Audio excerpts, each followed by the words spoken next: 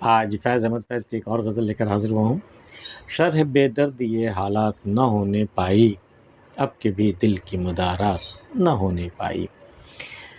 شرح بے درد یہ دل، وہ حالات نے جو بے دردی میرے ساتھ اپنائی ہے، جو ظلم مجھ پر ڈھایا ہے نا، اس کی تشریح میں نہیں کر سکتا۔ وہ جو بھی ہوتا ہے وہ میرے دل پہ گزرے، میں اس کی تفصیل نہیں کر سکتا۔ اب کے بھی دل کی مدارات نہ ہونے پائی، اس مرتبہ بھی میں دل کی مدارات، اس کی خاطر مدارات نہیں کر پایا۔ حالانکہ میں شرح بے دردی یہ حالات اگر میں کرتا تو دل کی مدارات ہو جاتی، لیکن اس مرتبہ میں وہ بھی نہیں کر سکا۔ شرح بے دردی یہ حالات نہ ہونے پائی، اب کے بھی دل کی مدارات نہ ہونے پائی، پھر وہی وعدہ جو اقرار نہ بننے پایا۔ وعدہ ایک چیز ہوتی ہے، اقرار دوسری چیز ہوتی ہے۔ وعدہ وہ جو کر لیا تھا، ہاں بھائی ٹھیک ہے چلو میں وعدہ کرتا ہوں میں آؤں گا، لیکن وہ اقرار کب ہوگا؟ جب وہ وعدہ پورا ہو جائے گا۔ پھر وہی وعدہ جو اقرار نہ بننے پایا، وعدہ تو ہو گیا تھا، اقرار نہیں ہوا تھا۔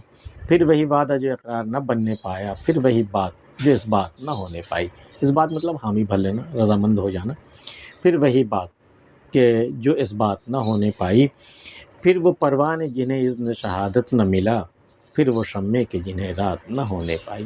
اب کی شمع اور پروانوں کا واقعہ ہی بھی مزاج ہی بالکل بدل گیا ہے بھائی۔ اب تو پروانوں میں جان دینے کی تو کوئی آرزو ہی باقی نہیں رہی کہ وہ تو روشنی کی خاطر اپنی جان لٹا دے۔ اذن شہادت مطلب شہید ہو جائے روشنی پر، ایسی کوئی تربیت، ایسا کوئی مزاج، ایسی اس کے پاس آئے، ارادہ ہی نہیں آیا اس کے پاس۔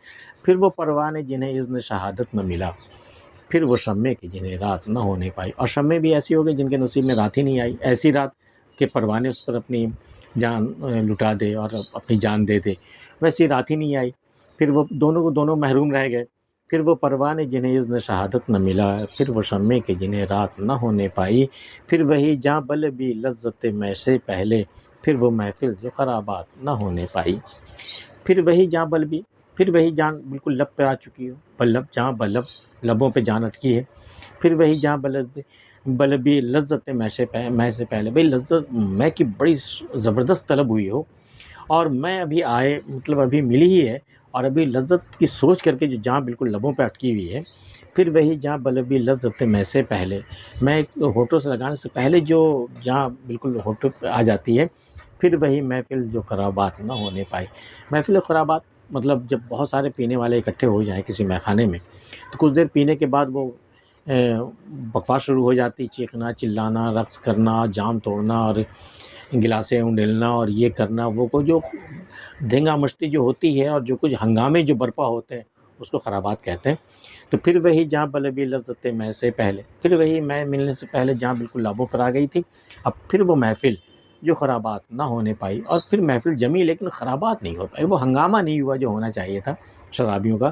پھر وہ محفل جو خرابات نہ ہونے پائی، پھر دم دید رہے چشم و نظر دید طلب، پھر شب وصل ملاقات نہ ہونے پائی۔ ہائے کیا محرومی ہے۔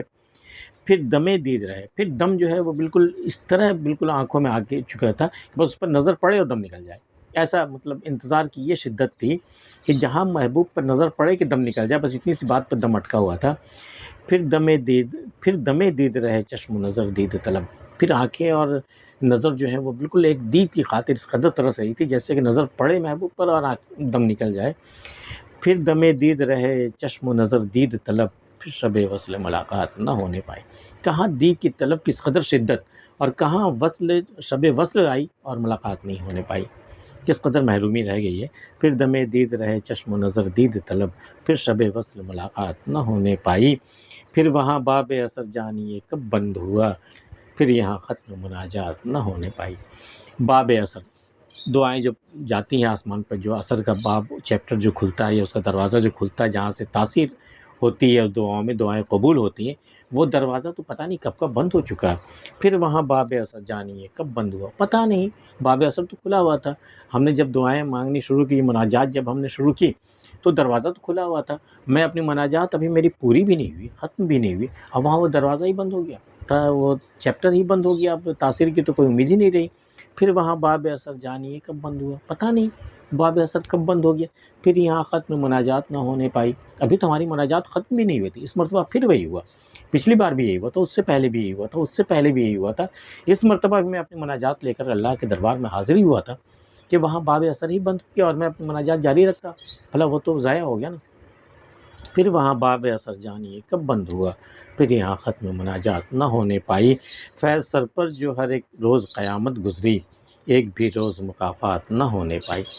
فیض ہماری زندگی میں تو روز ہمارے سر سے قیامت گزر جاتی ہے، روز ایک قیامت سے گزرنا ہوتا ہے مجھے، اور ملال کی بات یہ بھی ایک بھی روز مکافات نہ ہونے پائی۔ مکافات مطلب حشر کے دن جو فیصلہ سنایا جائے گا کہ یہ شخص جہنم میں جائے گا یا جنت میں جائے گا، مکافات اس کے عمل کے اعتبار سے اس کو بدلہ دیا جائے گا، چاہے وہ جنت میں جائے چاہے وہ جہنم میں جائے۔ لیکن فیض کے سر پہ روز ایک قیامت گزرتی ہے اور کبھی بھی مکافات کا موقع نہیں آیا، کبھی بھی فیصلہ نہیں سنایا گیا کہ یہ شخص جنت میں جائے یا جہنم میں جائے، ایک طرف ہو جائے کہ ٹھکانہ مل جائے تاکہ روز قیامت جو گزرتی ہے سر اس سے نجات مل جائے، بس ایک فیصلہ ہو جائے کہ یہ شخص یہاں جائے گا۔ مکافات ہی نہیں ہو، فیصلہ ہی نہیں سنایا جا رہا، اور جب تک فیصلہ نہیں سنایا جائے گا روز ایک قیامت گزرتی رہے گی، تو یہ کم بڑا عذاب نہیں ہے یہ۔ فیض سر پر جو ہر ایک روز قیامت گزری، ایک بھی روز مکافات نہ ہونے پائی۔